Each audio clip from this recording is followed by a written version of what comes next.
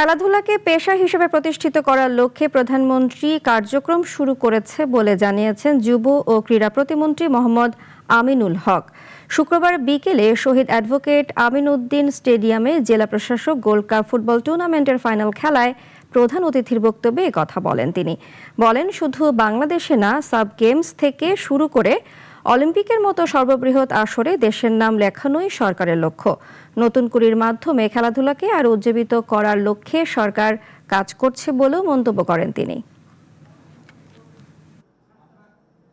আমাদের বর্তমান সরকারের মাননীয় প্রধানমন্ত্রী তিনি খেলাধুলাকে আমাদের সাংস্কৃতিক অঙ্গনের সকল চর্চাকে যেভাবে সর্বোচ্চ গুরুত্ব দিয়েছেন, আমরা দৃঢ়ভাবে বিশ্বাস করি আমরা শুধু বাংলাদেশ না, আমরা আন্তর্জাতিকভাবেও আমাদের যে লক্ষ্য, যে উদ্দেশ্য রয়েছে, আমরা সাব গেমস থেকে শুরু করে এশিয়ান গেমস কিংবা অলিম্পিকের মতো সর্ববৃহৎ আসরে বাংলাদেশের নামটি যাতে আমরা লেখাতে পারি।